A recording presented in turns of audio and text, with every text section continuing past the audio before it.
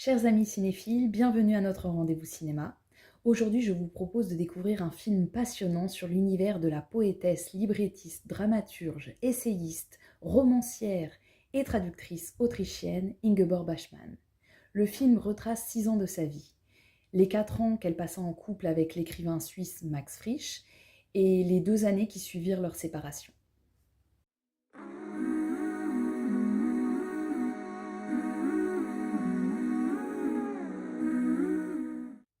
Le film commence par une scène sombre de nuit et se termine par une scène d'une luminosité éblouissante.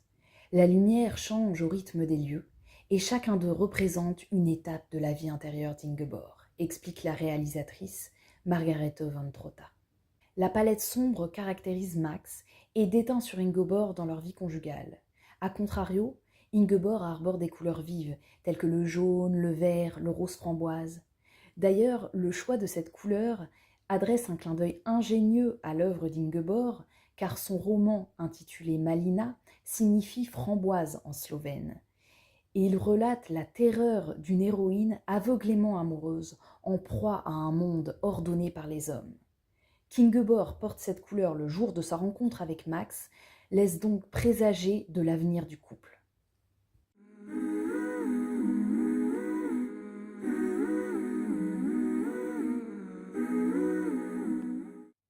La palette se transforme en tableau.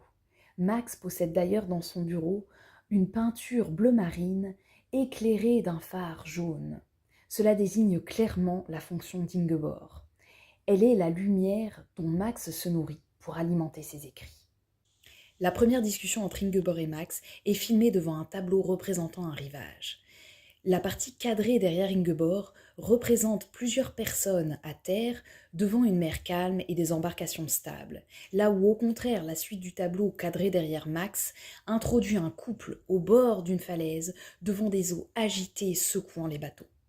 Max est donc d'emblée présenté comme l'instigateur du naufrage d'Ingeborg.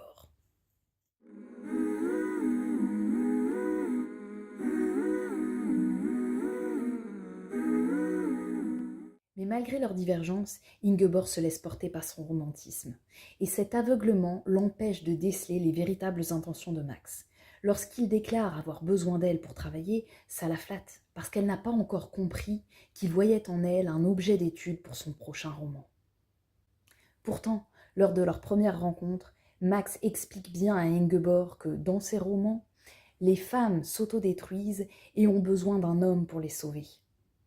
Mais le dicton évocateur qu'il choisit de citer prédit bien l'évolution de leur relation. Ce ne sont pas toujours les meurtriers, mais parfois les victimes qui sont coupables. Donc implicitement, Ingeborg a bien accepté de jouer à la princesse et au preux-chevalier.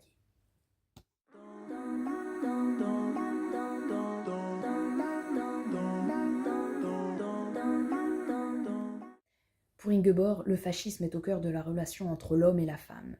Leur vie de couple témoigne d'ailleurs d'un manque de respect mutuel. Bien que Max ait été attiré par la célébrité d'Ingeborg, il la jalouse constamment. S'il a le droit de regarder les femmes, sa compagne n'a pas le droit de briller en société. Et Ingeborg, de son côté, tente de le déguiser en dandy italien.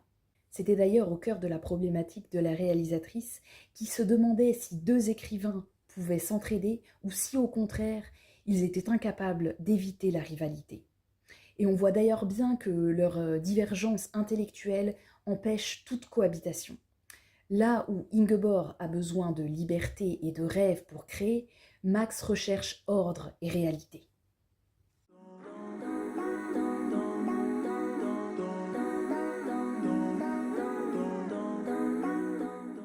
En tant que librettiste, Ingeborg travaille à Rome avec le compositeur allemand Hans Werner Henze sur le livret du Prince de Hambourg.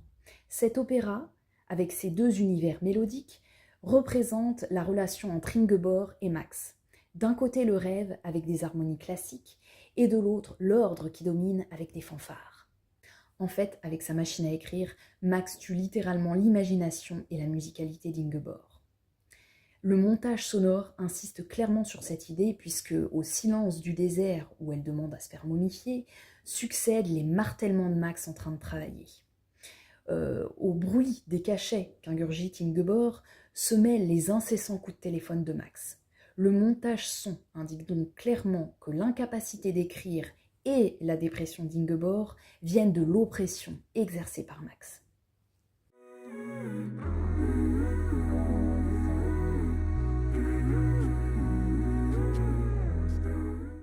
Au début du film, Ingeborg est filmée devant sa fenêtre ouverte en train de fumer une cigarette. Depuis l'extérieur, on n'en voit que la fumée qui s'échappe, transformant Ingeborg en être évanescent. Un jeu sur les focales accentue d'ailleurs cette idée, puisqu'en présence de Max, Ingeborg est souvent floutée.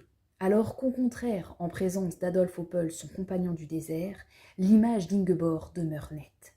Là où Max était jaloux et imposait ses idées, Adolf se montre au contraire à l'écoute des besoins d'Ingeborg.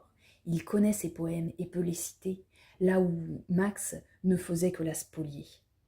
Un soir, en guise de briquet, Adolf tend à Ingeborg une bougie, incendiant involontairement sa robe. Donc, on a Max qui s'emparait de la lumière d'Ingeborg, là où Adolf en transmet tant qu'il l'embrase littéralement.